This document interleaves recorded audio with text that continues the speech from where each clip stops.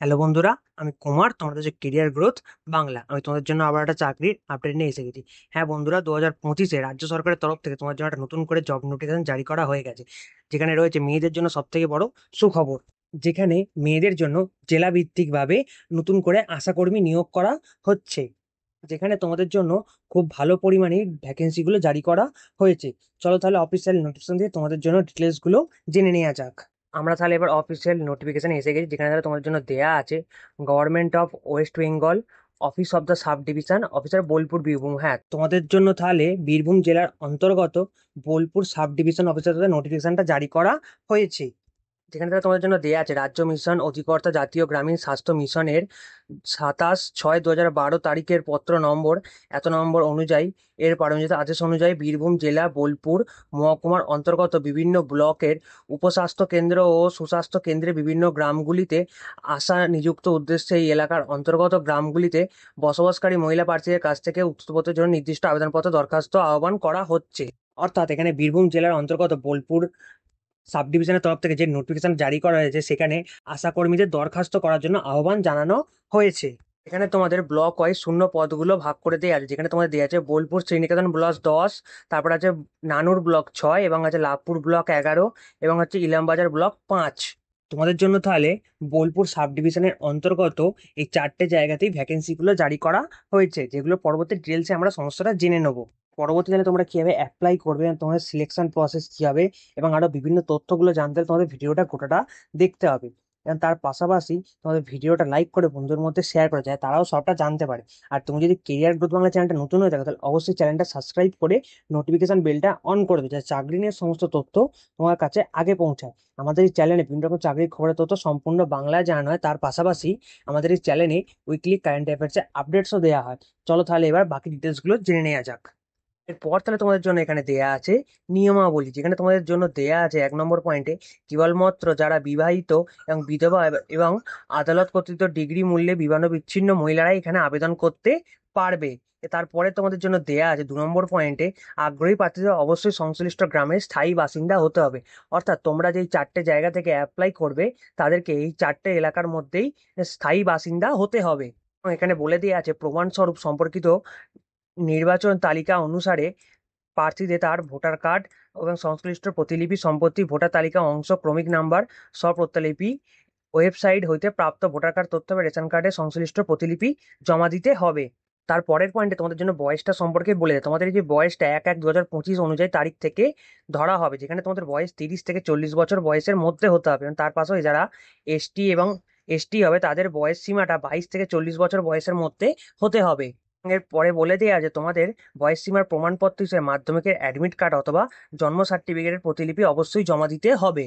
এরপর তোমাদের দেওয়া আছে কোয়ালিফিকেশন, যেখানে তোমাদের বলে দেওয়া আছে প্রার্থীকে মাধ্যমিক বা সমতুল্য পরীক্ষার্থী অবতীর্ণ হতে হবে। অর্থাৎ তোমাদেরকে এখানে মাধ্যমিক পাস হতে হবে। তার পাশাপাশি এখানে মাধ্যমিক বা সমতুল্য পরীক্ষার্থী অনুমোদিত পরীক্ষার্থীরা আবেদন হিসেবে বিবেচিত হবেন। তার পাশে দেওয়া আছে উচ্চতর শিক্ষাগত যোগ্যতা প্রার্থীরা আবেদনকারী হিসেবে বিবেচিত হবেন। এক্ষেত্রে মাধ্যমিক ও মাধ্যমিক সমতুল্য পরীক্ষায় প্রাপ্ত নাম্বারই বিচার করা হবে।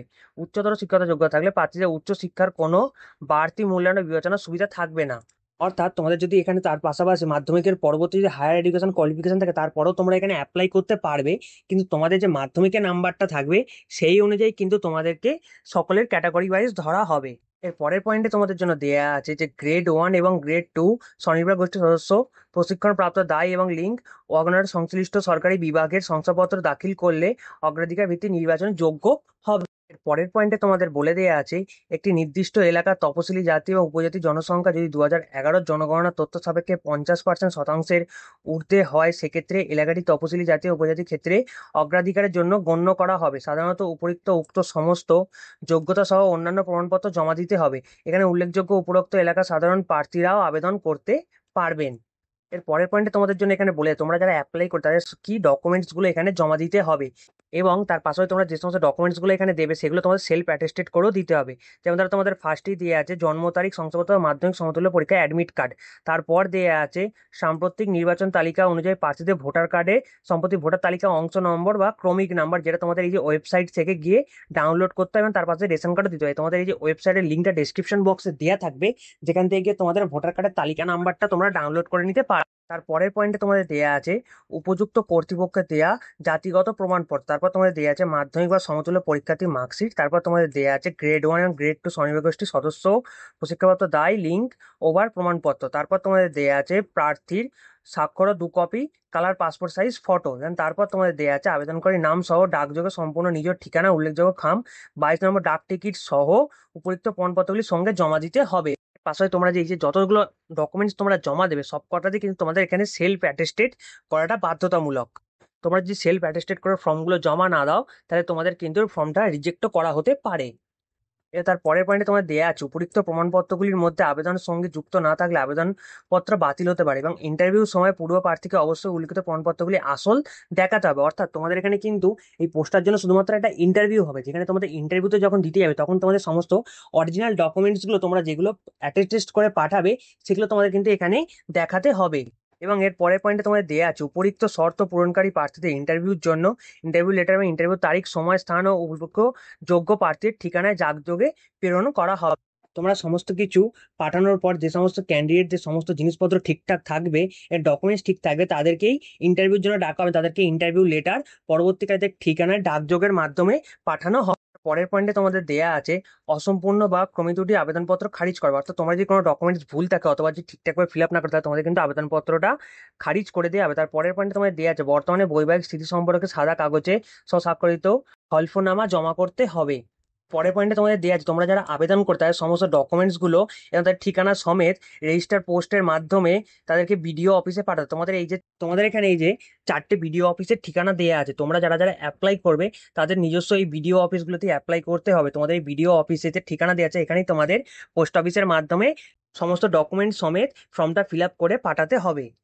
পর তোমাদের জন্য দেয়া আছে আবেদনপত্র জমা দেওয়ার শেষ তারিখ, যেটা 20/5/2025। তারপর তোমাদের জন্য দেয়া আছে শূন্যপদ ভিত্তিক জমা দরখাস্ত যোগ আবেদনকারী কেবলমাত্র ইন্টারভিউতে উপস্থিত থাকতে বলা হবে। এর পরের পয়েন্টে তোমাদের জন্য বলে দেওয়া আছে আবেদনকারীর নানুর সংযোজনী 1 এবং ব্লক ভিত্তিক শূন্য পদের তালিকা সংযোজনী 2তে উল্লিখিত হবে। তার পরের পয়েন্টে তোমাদের বলে দেওয়া আছে উপরোক্তি নিযুক্ত কেবলমাত্র উল্লিখিত সরকারি আদেশনামা এবং পরবর্তীকালে প্রাপ্ত সরকারি অন্যান্য নির্দেশ অনুযায়ী সম্পন্ন হবে। তোমার তাহলে এই যে এখানে পরপর ব্লক ওয়াইজ ভ্যাকেন্সিগুলো ভাগ করে দেওয়া আছে যেটা তোমরা দেখতে পাচ্ছ। তোমরা তাহলে ভিডিওটা পজ করে প্রত্যেকটা ভ্যাকেন্সি দেখে নিও কোথায় কোথায় ভ্যাকেন্সি। তোমাদের এখানে টোটাল ভ্যাকেন্সি জারি করা হয়েছে কিন্তু 32টা। তাহলে আজকের এই ভিডিওটা তোমাদের জন্য এই অবধি। তোমার সকলে যদি ভিডিওটা ভালো লাগে অবশ্যই ভিডিওটা লাইক করে চ্যানেলটা সাবস্ক্রাইব করে দেবে।